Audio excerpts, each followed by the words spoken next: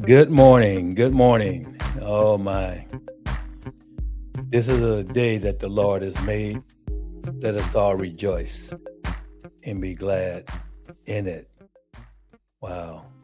As I feel today, can I just get an applause to welcome you here today? All right. Hi, everybody. Well, I'm Reverend Dr. Barry Staples, and you have now entered Race and Cultures, Bridging the Divides. We are part of Race and Ethics Corporation. And again, my co-host is not with me today, Rev Jennifer Staples. She's out there, as we say, beating the pavement, doing what she does so well, and that's help people. Oh my goodness. I'm telling you, I had no idea how much stuff is happening here locally in your area of the country or around the world. But guess what? I opened my eyes up. I tell you all the time, I'm woke. Oh my. Yeah, I'm woke. Yeah, isn't it kind of neat? I've been telling about being woke. Now I got woke. Woke, is interesting. I talked to you about, I mean, a lot of times when you are want to get your day started, people drink a cup of coffee just to get them going, just to wake them up. But there's a definition of woke on this cup, and it just tells you woke is having a badge of honor, knowledge, and wisdom. To have or be marked by an active awareness of systemic injustices and prejudices, especially those related to civil and human rights. I know it's not good optics. I'm covering up my face. Maybe y'all wouldn't mind if I cover my face up. I shouldn't say that. Anyway, as long as my wife likes it. Anyway, the third aspect of woke says on my cup here: wise, open-minded, kind, and empathetic. There's that word from empathy. Someone tried to tell us that empathy was a new age word that didn't mean anything. I won't even get into that yet again. And the other phrase of woke, the catch all, the opposite of being asleep. So if you're asleep, all those other variables won't work. You have to be woke. Uh, I happen to live in a country, state, a country.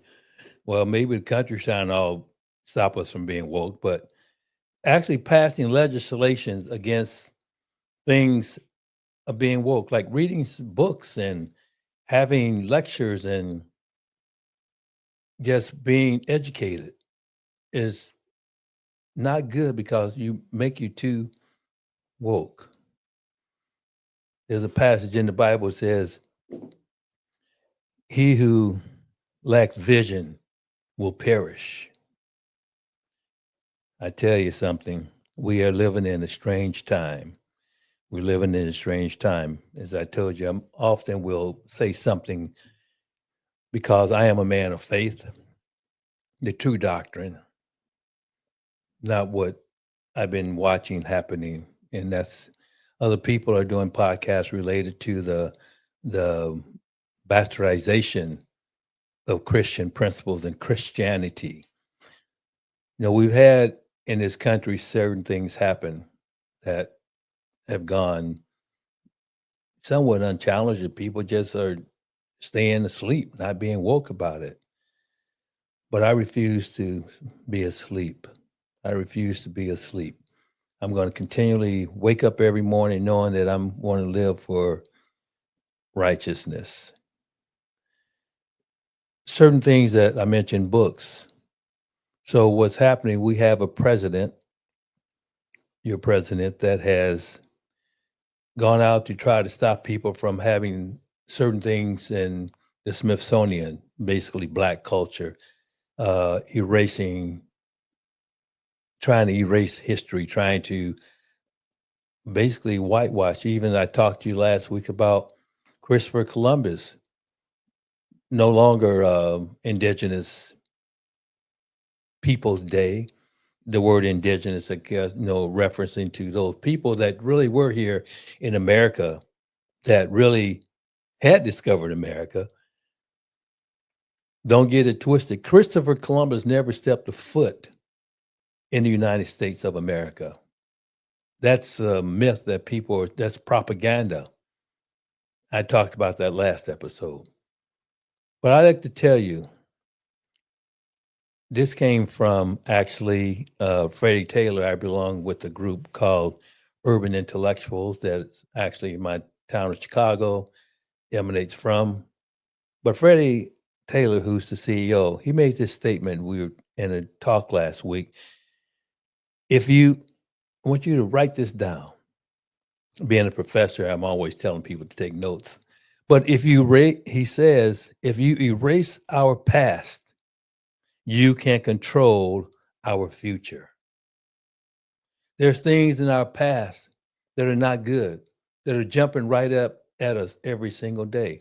I want to show you something. For example, this. Isn't it something? We have, and I talked about this in other episodes regarding our past. And it's in our present. 1922, on the right side there, you see the picture of the Klan. They're no longer wearing hoods anymore or white robes. The actions of ICE and other people involved is no different than the Klan, except the Klan used to be called the Night Riders. These people are riding in the daytime, snatching people up by the way they look, the color of their skin. And there's something I'd like to share with you about the past. I hate looking at this sometimes because I can't think this from 1922 to the year 2025. This is where we are. The stormtroopers under the Third Reich going to our cities and hurting people. I do agree that there are people that are criminals walking around, the worst of the worst. We had situation a few months ago, January 6th. There's a whole bunch of them, close to 1,600 that were worst of the worst, defecating in the people's house. And we see more of that destruction going on right now, and that's another topic to talk about at some point. But our people's house is being changed into a ballroom, certain area. I talked to you about Benjamin Banneker, the house that was built from the backs of slaves. Yes, folks, the White House was. So what does this all mean? Good question. I'm glad you asked. Where does this fit in from the Klan? I told you about a young man, and I'm going to just repeat this again. What is being controlled? Why is this happening? Why are these people out doing what they're doing? Who is behind this? Let me show you. Who is sick and tired of being told to pick up my trash. And we have plenty of janitors who are paid. This is Stephen Miller. It's young Stephen Miller, and he's always been an asshole. He's Trump's deputy chief of staff for policy and homeland security advisor. He's also known as Trump's brain. Leaked emails show he's a white nationalist, which isn't surprising given that he's behind immigration policies like family separation and the Muslim travel ban. His emails show that in 2015 and 16, he where it promoted continues. white nationalist books, websites, and conspiracies to editors at Breitbart, a far-right news site. More than 80% of the 900 plus emails reviewed focused on race or immigration, referring to the debunked conspiracy theory that non-white people are deliberately white wiping white people off the planet. He referred to President Calvin Coolidge in his emails multiple times, backing his Let's eugenics-based listen to immigration this. policies once praised by Hitler. He was upset when some retailers stopped selling Confederate flags and symbols Listen to after the this. Charleston church shooting by white supremacist Dylan Roof, and encouraged Breitbart to create a counter-narrative. He often recommended articles from white nationalist websites like American White Renaissance nationalist and Beat It websites. to highlight interracial crime. He pushed for coverage of The Camp of the Saints, a French novel Camp of loved the by Saints. white nationalists for its racist depiction of non-white Get rid of the He immigrants. loves pushing false racist narratives so much that I want in you to hear 2017, this again. as Trump's senior advisor, he reportedly blocked the release of a government study showing that refugees had a positive fiscal impact. But that's not all. He's friends with Richard Spencer, the most notorious white nationalist in the U.S. Spencer was a central figure to the Unite the Right rally in Charlottesville in 2017. This guy went to high school with Miller and had a lot to say. Stephen Miller Listen was to this. never bullied in high school. Stephen Miller was the bully. He bullied the kids who are already marginalized by our society, and he continues to do that from the White House today. Am I the only one who is sick Is he the only and one? tired of being told to pick up my trash? Stephen Miller, White House Chief of Staff, also part of Homeland Security. Stephen Miller.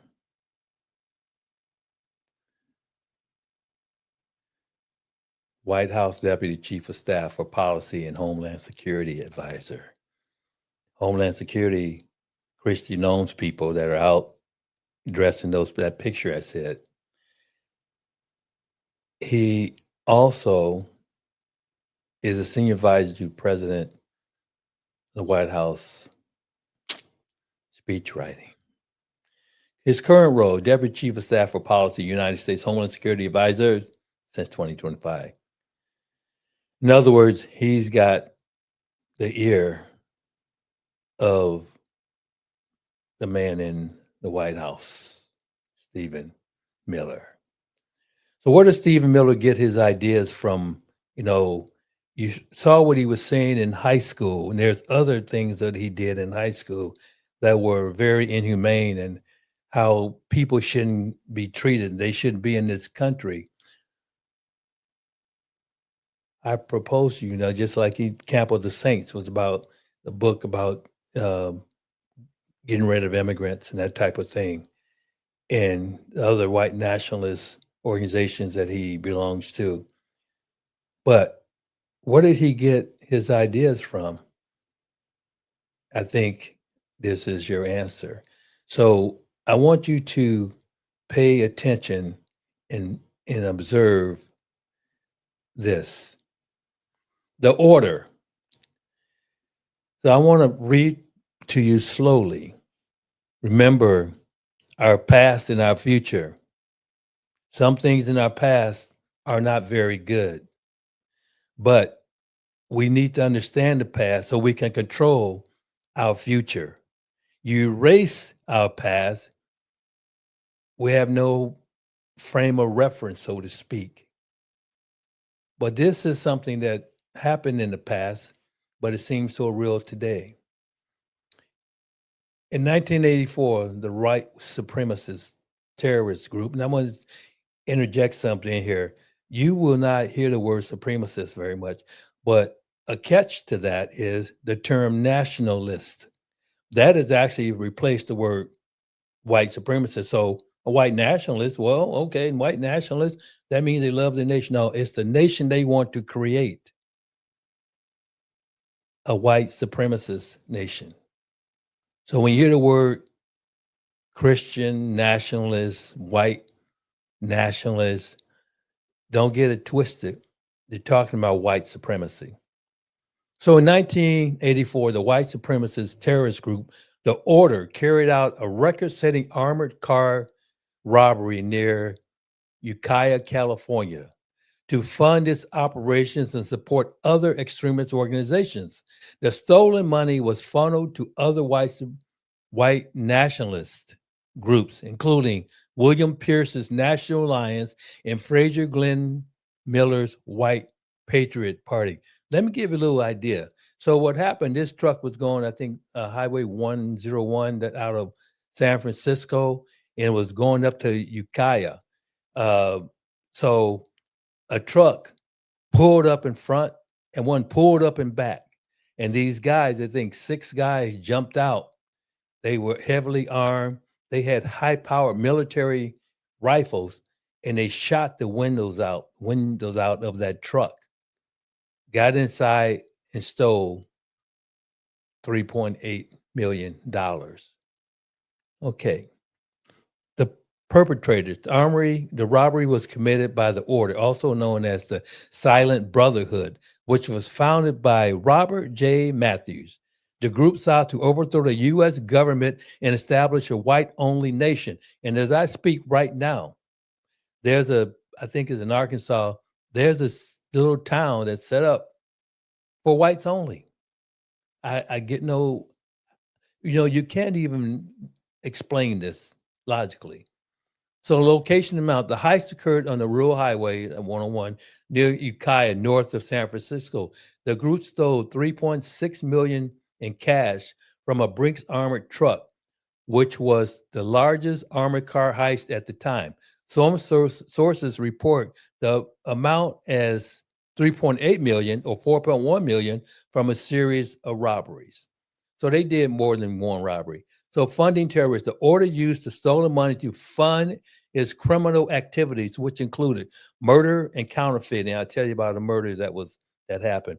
The group also aimed to inject fake currency into the economy to undermine the government. So they actually were a big organization of counterfeiting.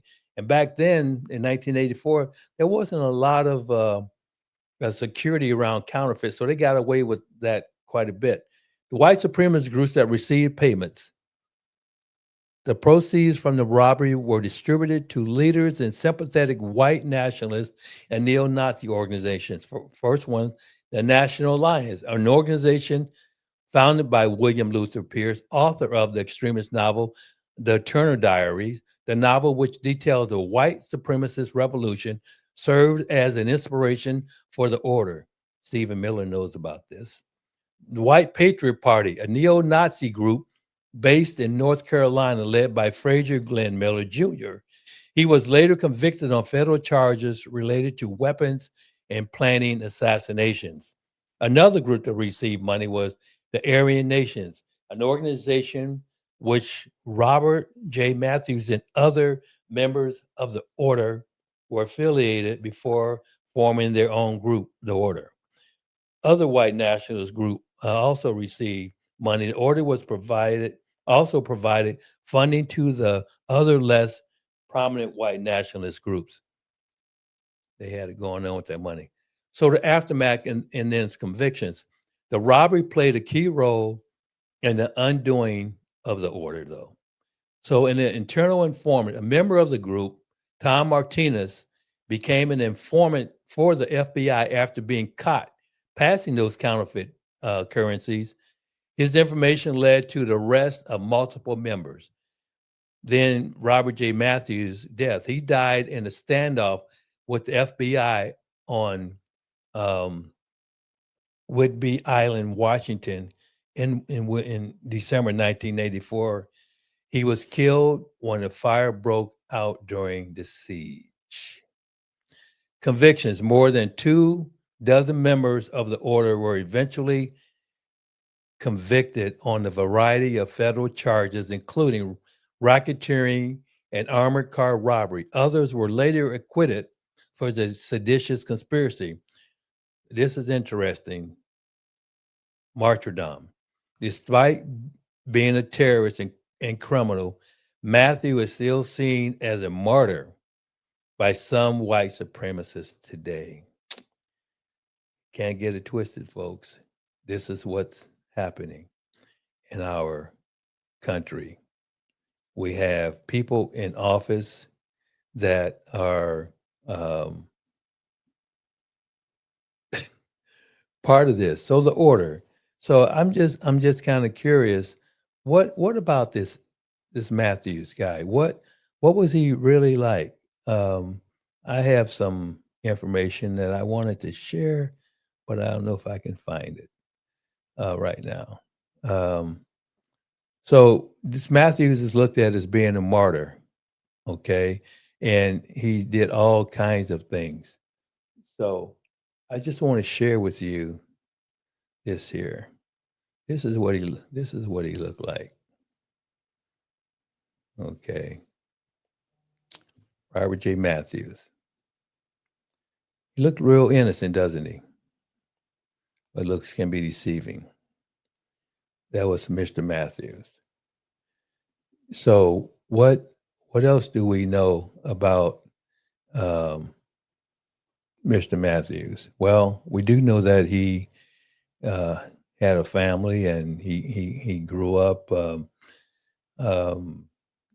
no in a probably a pretty good family. I'm gonna see if I can find something here to share with you about him. Um,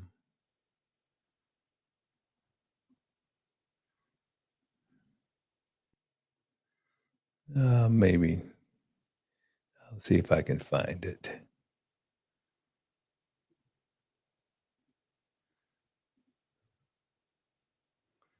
Uh, I'm looking for it. Sometimes when you try to find something, my wife is always telling me I lose things, uh, and she's my person that finds things for me. But this Matthews family, when you look at from how he was raised and what he was like, you wouldn't think that he would have this kind of diabolical existence. But this is what his family. Robert J. Matthews was born in Marta, Texas, on January 16, 1953, to Johnny and Una Matthews. His family was a lower middle class. His father, Johnny Matthew, was of Scottish descent. Oh, an immigrant. Oh, can we say that? He was the mayor of Marta, the president of the Chamber of Commerce, and a businessman and leader for the local Methodist Church. He fought during World War II. Well, he had some patriotism, but he was an immigrant. Ona and Johnny Matthews were married by a Presbyterian church, 1943 in Detroit.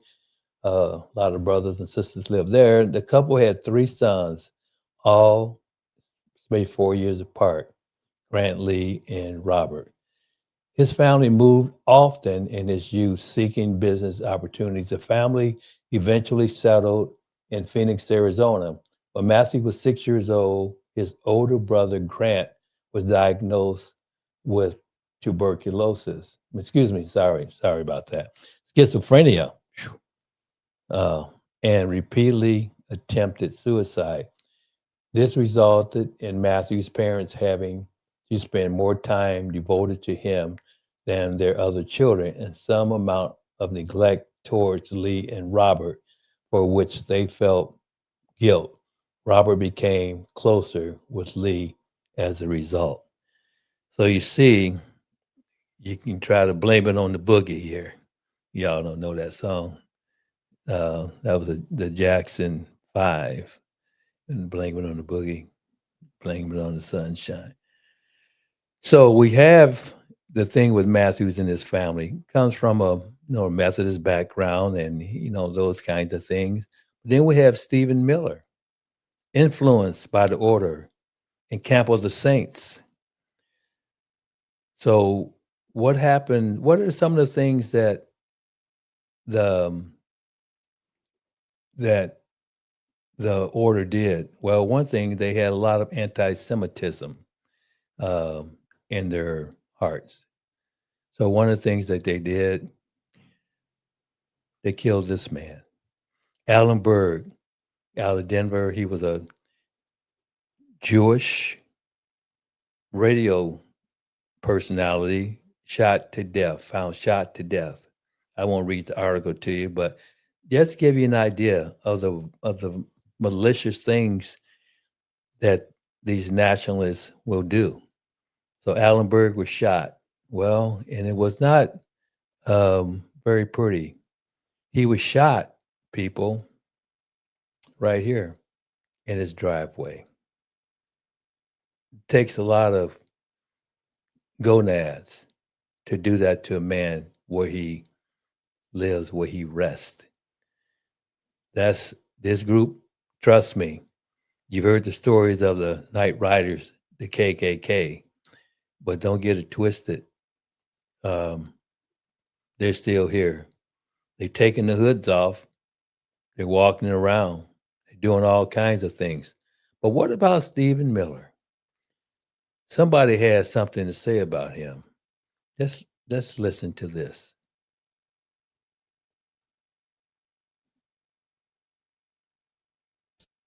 Stephen Miller as an immigration hypocrite. What do you mean by that? Have you ever met someone so obsessed with slamming the door shut they forgot it was once open for them? Meet Stephen Miller, senior advisor to President Trump and the chief architect of one of the most aggressive anti-immigration agendas in modern American history. But here's what they won't tell you on Fox News. If America had the immigration laws that Stephen Miller is pushing today, Stephen Miller wouldn't exist. He's Jewish. That's not speculation. That's family history, confirmed by his own uncle, Dr. David Glosser. Our family history is entirely dependent upon the fact that our family was able to escape from a terrible situation in what is now the country of Belarus. In those days was part of the Russian Empire. Your family first came here, I think, in the early 1900s. The first of our particular group came over in 1903. They worked for a while peddling fruit and doing Stephen Miller's his and then they were able sister to wrap up enough son. money to bring over the rest of the immediate family. Everybody else who didn't make it, they were all swept away in the Holocaust and dead. And Glosser isn't venting out of spite. He's speaking out of heartbreak. Had we not been able to enter America when we did, Glosser said, Stephen Miller would never exist. Let's rewind for a moment. In 1903, Miller's ancestors, Eastern European Jews, fled violent pogroms in what is now Belarus.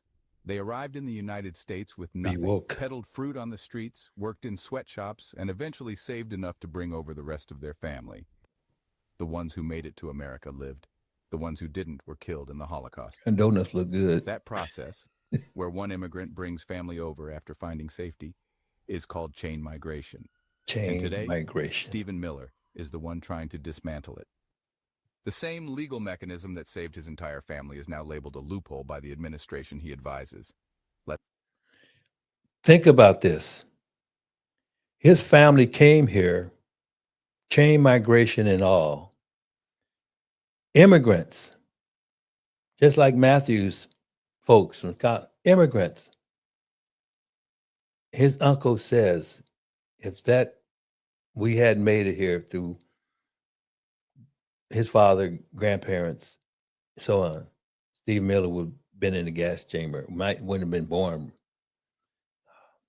Let that sink in. Miller is behind Trump's harshest immigration policies, from the Muslim ban to family separation, to limiting legal asylum, to gutting refugee admissions, to ending DACA protections, to trying to rewrite the very foundation of legal immigration. And meanwhile, Trump, his boss and enabler, is married to a Slovenian immigrant whose own parents became United States citizens through, you guessed it, chain migration. Hypocrisy?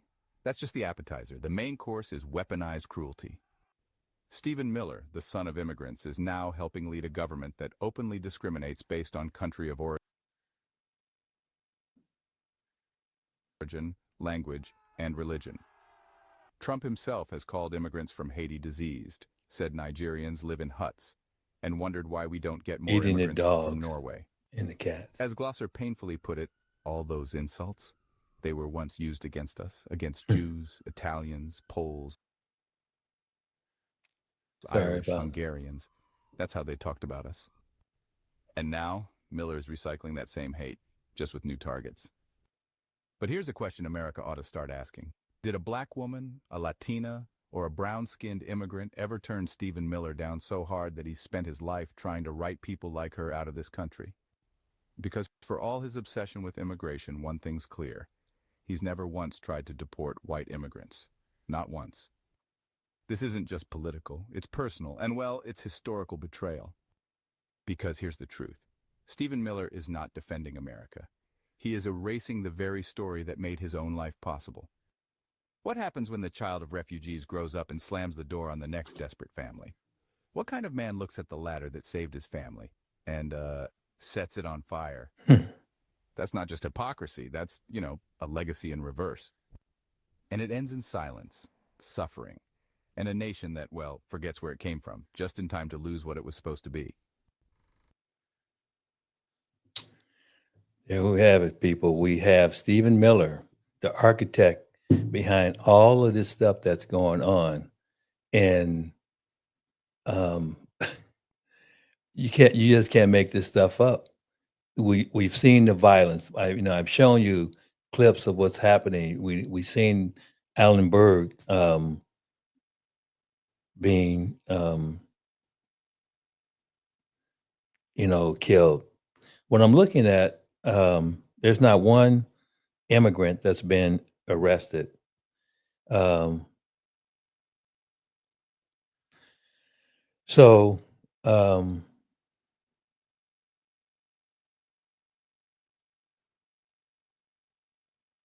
so there is a situation that's really interesting to try to spoil that. There's a policeman in Hanover Park.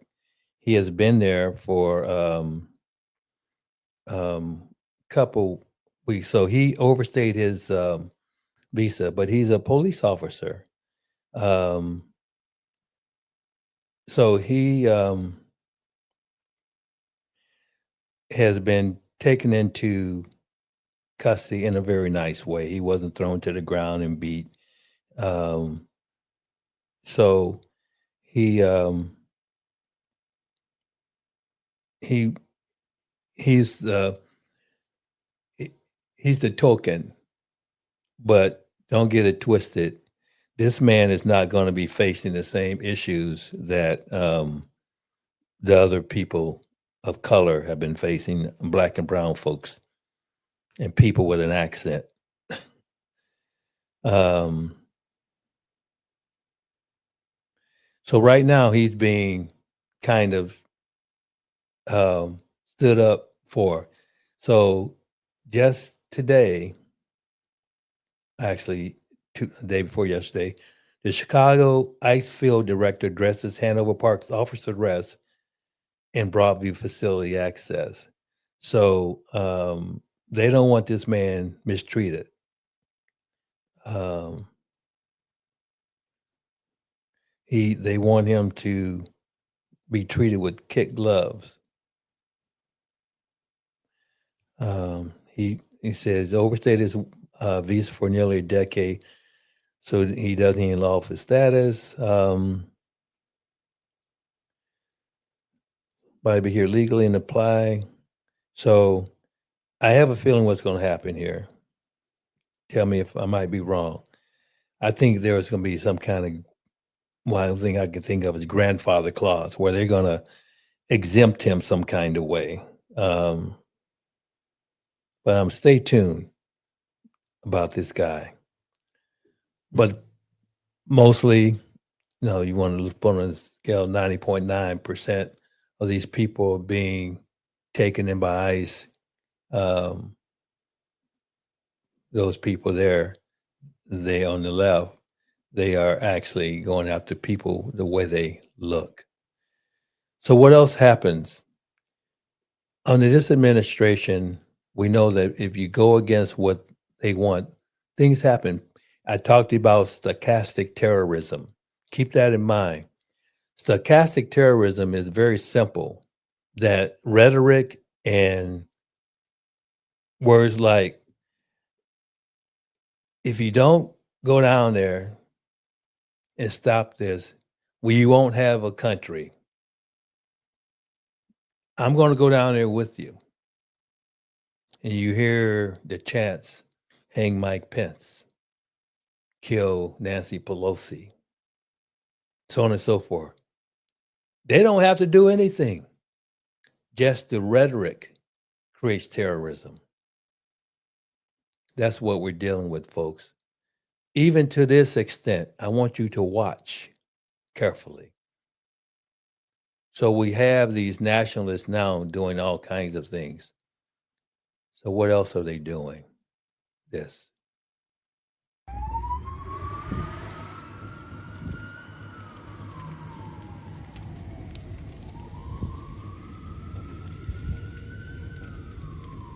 You can hear this thing burning. A horrific fire ripped through the remote Edisto Beach home of a South Carolina judge on Saturday, leaving 3 people injured, including her ex-senator husband, who suffered broken bones after being forced to jump from the first floor to escape the blaze. Circuit Court Judge Diana Goodstein had been walking on a beach with her dogs when flames swallowed the home in the lush Jeremy K private gated the large property to burn to the ground. I'm going to start this over because I want us to see the full impact of this. So here we have a judge's house on fire.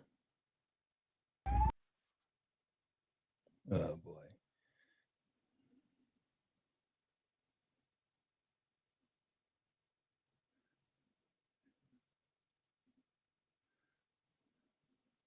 Okay.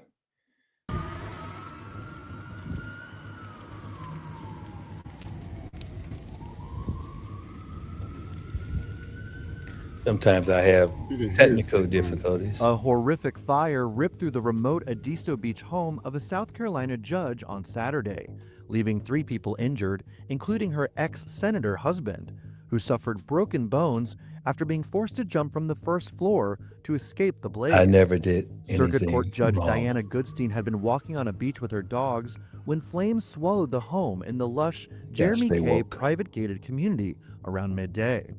As plumes of black smoke were sent into the air and the fire engulfed the home, her husband, former state senator Arnold Goodstein, was trapped inside. Sources close to Goodstein's family confirmed Arnold was airlifted after breaking multiple bones in his hips, legs, and feet after escaping from the 4-bedroom, 4-bathroom home, according to Fitz News. 2 additional occupants were also reportedly rescued by several neighbors and paramedics from a marshy, remote area behind the 3-story home. Their identities have not been released. According to the St. Paul's Fire District, Arnold and 2 other individuals were reached by emergency workers in kayaks before they were hospitalized. Diana Goodstein, a South Carolina native, was elected to her first judgeship in May 1998. The 69-year-old has served continuously ever since, according to her biography. Her husband, Arnold Goodstein, reportedly served in the House and the South Carolina Senate in the 1970s as a Democrat representing Charleston County. He also led Somerville Homes, a large home-building business that ceased operations in 2008 and filed for a $61 million bankruptcy, the outlet said. The state law enforcement division is reportedly investigating the fire at the couple's home, though it is not yet clear what caused the large property to burn to the ground. Just interesting, on the left side there, you see Illinois State Representative boxed in border. I saw his story. They put the thing that's not there, they actually put a gun in his face, boxed him in and held him at gunpoint in his car. Illinois State Representative Jen, I can't think of his name right now, but just to be real about this whole situation, we have people right now in our country that are part of this nationalist movement, supremacist movement. Don't get it twisted. That's the word. Just like we have right now, the American flag is actually being used in lieu of flying the Confederate flag. Think about it. So when people tell me things like, God bless you, I wonder what God are they talking about? When people tell me, God bless America, what kind of America are they trying to say they want to have? It makes no sense. I've said this when we first started our station here. Remember, racism is not based on logic. There's no logic behind it. If you're going to tell me I have to hate this person because of the way they look, that is bizarre. A person you know nothing about, just because the way they look. There is a caveat to that. It's called fear. It's called fear. And I want us to understand this fear. And a guy that I subscribe to, Tom Hartman, is an incredible person. A lot of good books out, but I want to read. Okay, wait a minute. I have to go back here. Uh, Start all over. Here we go. I want us to really take a look at this and try to understand it. Um,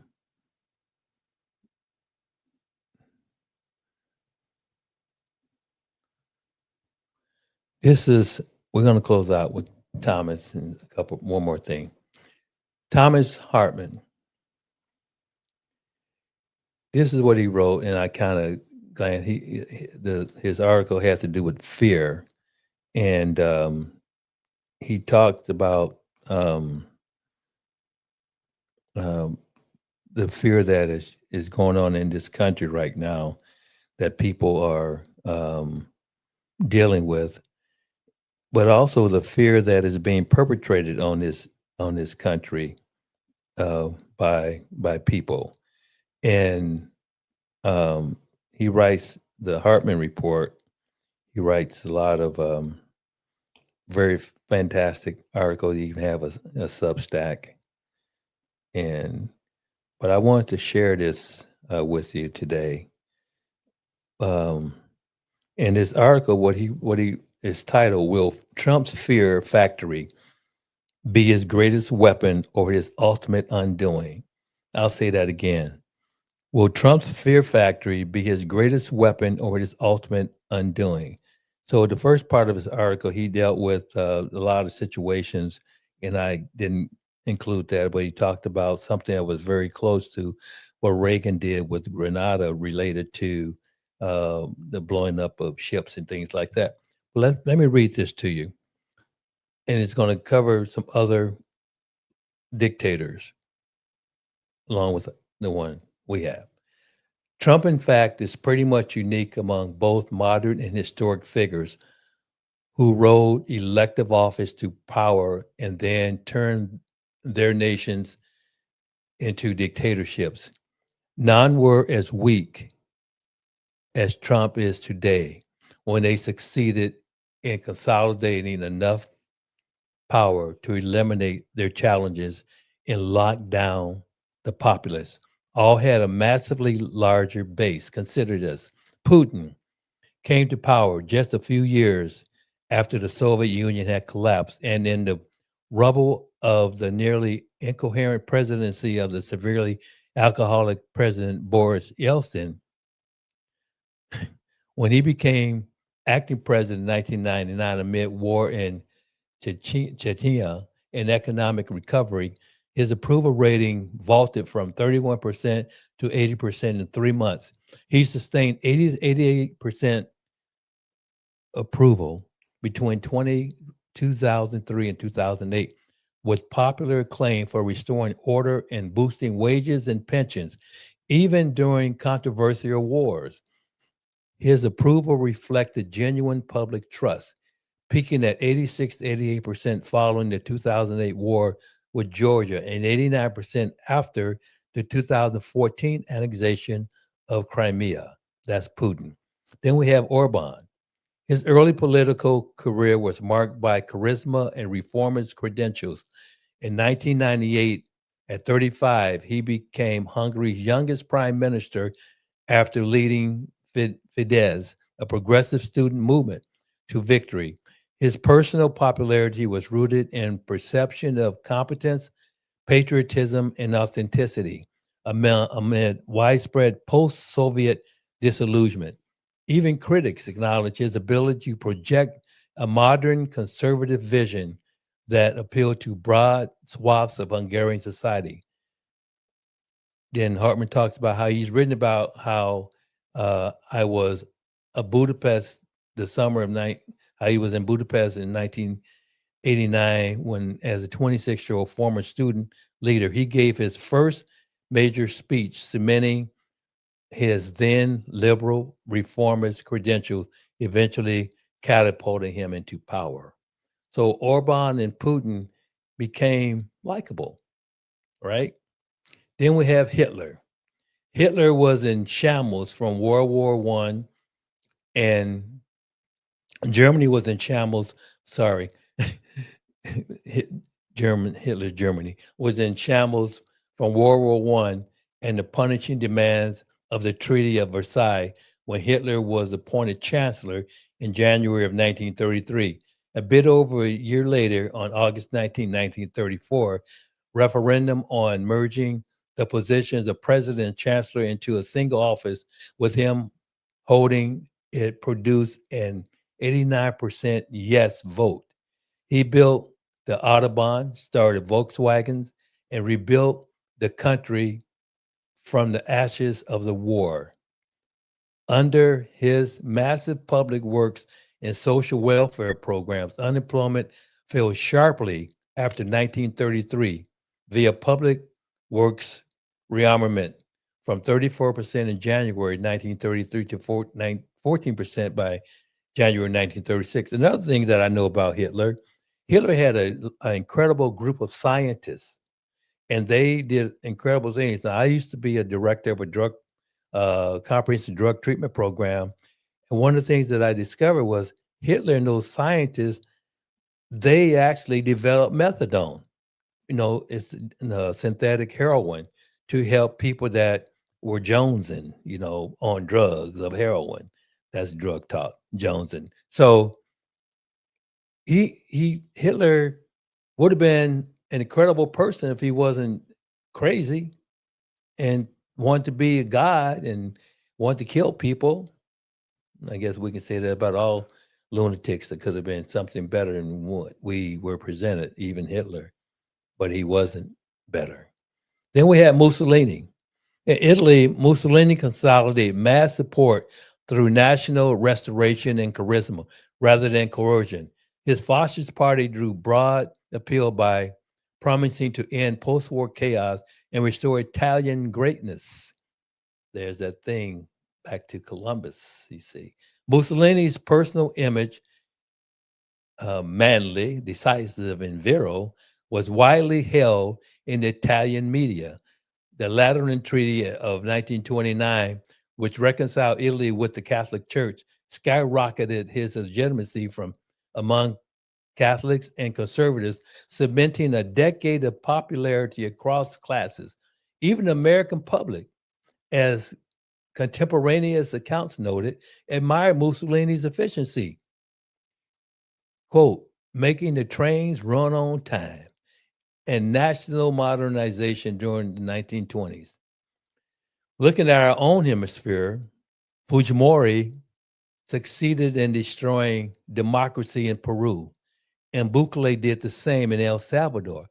But both saw major crises that gave them over 80% approval ratings across their nation when they seized that kind of power. In Peru, as political scientist Jonathan Scheffler writes for Politico, inflation was so bad that a tube of toothpaste cost as much as a house had 5 years earlier. While El Salvador was both poor and overwhelmed by gangs that had seized control of most of the country. By contrast, Trump's approval rating is consistently low, even though he keeps lying about it as he claims a broad mandate. He didn't even break 50% of the popular vote in 2024 and lost the popular vote in 2016. As of October 20th, 2025, 44.2% approved and 52.1% disapproved of his presidency. And I think a few days later, it's up to 67% disapproval. President, according to Nate Silver's Silver Bulletin, the Real Clear Politics average gives him around 45%, while Gallup finds 40%, making him one of the least popular U.S. presidents at this stage in all of our history. His economic approval has sunk to 34%. This is what a 62. With 62, this is the word, the 62% content. With 62% disapproving of his behavior amid inflation and federal shutdown. But going to tear down the White House and put in the ballroom, spending more money, and federal shutdown, unrest. Unlike his predecessors or authoritarians in other countries that lost their democracies, his base remains intense but small. There's no evidence of major majoration enthusiasm existing outside of his core. In other words, majoritarian enthusiasm. In other words, a whole bunch of enthusiasm existing outside of his core partisan bloc. The few Republicans willing to defy him and speak up about Trump's unpopularity and that of his policies are often blunt and even see their own popularity increase because of their resistance. Marjorie Taylor Greene, boy, we all know bleach blonde, bad built body thing. That Marjorie Taylor Greene, for example, told Semaphore yesterday that Trump's economic policies are ruining America and its popularity. She said, quote, Marjorie Taylor Greene, I can't see into the future, but I see Republicans losing the House of Representatives if Americans are continuing to go paycheck to paycheck. They'll definitely be going, okay, they'll definitely be going into the midterms looking through the lens of their bank account. That's Marjorie Taylor Greene. I I've not had a lot of good things about it, but she actually is telling the truth there. So, how does Trump hold on to power in the loyalty of Republican politicians? Fear, it turns out, is the cement that's holding the GOP together under Trump and get their house burnt down. His indictment of lifelong Republican James Comey and his partner of criminal grifter George Santos. Can you believe this? This man, liar, thief, killer, lied about his grandmamas and mamas and everybody else. George Santos, or unambiguous message to every Republican politician nation, he was saying in effect. He let this guy out of jail like he did to 1,600 other people in Roger Stone and all these people. Of course, he is a convicted felon himself. Birds of a feather flock together. Hmm. He says, stay with me and keep licking my boots. And I'll keep you safe, even if you commit horrible crimes. Cross me and I'll destroy you. That's what other people hear him saying. So far, it's working. But as Scheffler points out in Politico, wannabe strongmen like Trump only succeed in destroying democracy in wealthy nations about 1 in 4 times. Most often, as we recently saw in South Korea and Brazil, they fail and then suffer the consequences. Both former presidents are now in prison.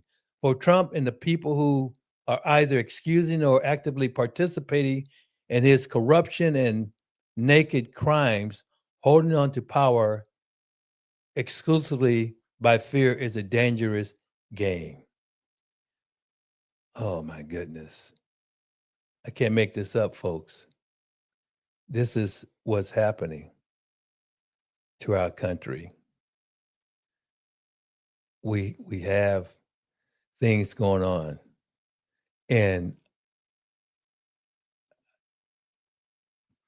back in the day, we had John Adams in the year 1776, as you remember, was a year that we said that we hold these truths, self-evident to all men. They weren't looking at men like me and my color. But John Adams said in 1776, he says, fear is the foundation of most governments, but is so sordid and brutal a passion that Americans will not be likely to approve of any political institution which is founded on it. Fear only lasts so long, folks. There's a gospel song like, I'm so glad trouble don't last always. oh my Lord, what should I do? Trouble don't last always. But politicians like Trump and his lick spittles, eventually, I know what that word Hartman is something else, eventually find themselves trapped by the very fear they use to paralyze their party members into compliance or silence. As Winston Churchill famously said, you see these dictators on their pedestals, surrounded by the bayonets of their soldiers and the truncheons of their police. Yet in their hearts, there is unspoken fear. They are afraid of words and thoughts, words spoken abroad, thoughts stirring at home, all the more powerful because forbidden terrify them. Say that again. All the more powerful because forbidden terrify them. A little mouse of thought appears in the room, and even the mightiest potentates are thrown into panic. Think about that. This is why Trump, as noted above, is building such a massive police and military presence, along with constructing hundreds of new concentration camps across America. The fear. It is why he had to fire the commission that oversees the White House before taking a wrecking ball to the East Wing. It's why he's desperately trying to pack courts and government agencies with toadies who worship or fear him. He knows he only has a short window before the country truly fights back against his strong man attempts to turn America into a third world tin pot dictatorship with a royal family that's corruptly made billions off their brief moment in power. People don't realize this. He's even telling the Justice Department give him $230 million. For something he did, he broke the law. He stole documents. So he wants to get, quote, reimbursed for his criminal activity. Man, fearful men always lean on violence and the threat of violence because eventually the spell of the fear they're trying to cast across the nation is broken.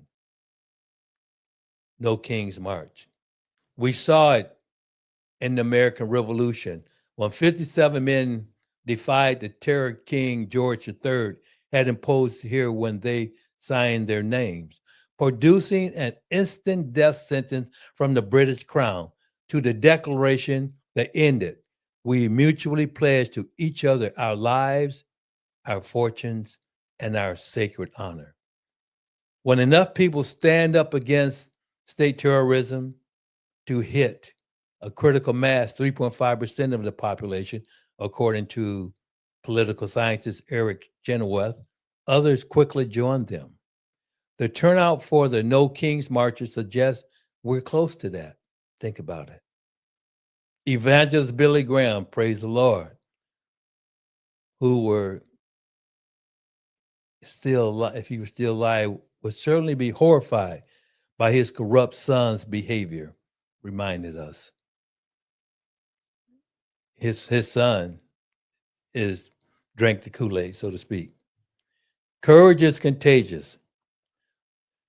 When a brave man takes a stand, the spines of others are often stiffened. So take heart.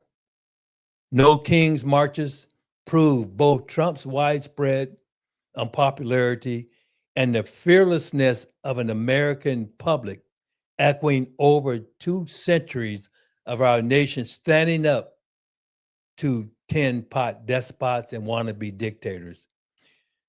We Americans, I say to you out there, have never tolerated a king or dictator, and we're not about to start now. This is by the Hartman Report. I wanted to just share that with everybody today. But it's something that we must pay attention to and understand that we're stronger together than we are apart. And so what does Trump do? what does he do to show his fear? He did certain things.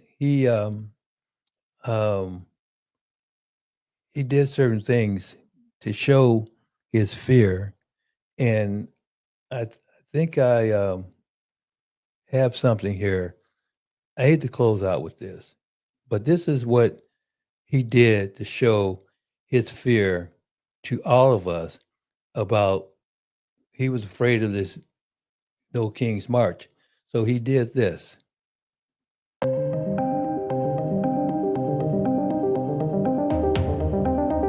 He said he wasn't a king, but he has a crown on.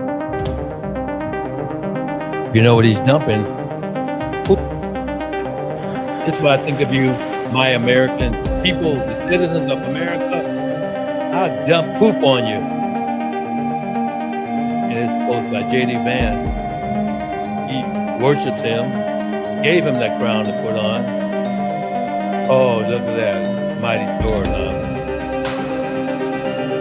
My sword comes in a word and a helmet of salvation, the sword of truth. So, folks, I just wanted to let you know what we're dealing with. We're dealing with a person who rather poop on all of us than show us respect. That's what we have. I want to say to you that I am so glad to have you join me today. And we are Racing Cultures, Bridging the Divides. That's us. Go to the website, Racing Cultures, Bridging the Divides.com. Please like and subscribe. And up there's a QR code up there, up there. Just get your phone or whatever. You can tap that and you can make donations to our cause and to help out. And I would look forward to hearing from any of you. Make any comments and be nice, because I don't respond to negativity.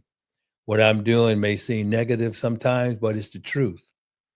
It's the truth. You know, I'm very serious about doing the right thing. Okay. So someone asked me once, what's the title of this show here? And today, I'd like to share with you. So what I talked about is this: white supremacy and its perpetual presence in the United States. Stephen Miller's influence by the order and current trends by Trump. This is our subject matter today. But I decided to do it afterwards because it kind of summarizes what I just shared with you. So I'm glad that you're with me today. And you're welcoming with an applause. Thank you. Glad you've been here. It's been a wonderful time.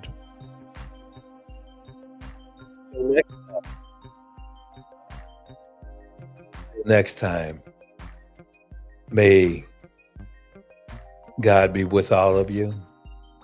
May he keep you and hold you with his everlasting love. Because I love all of you too. I do.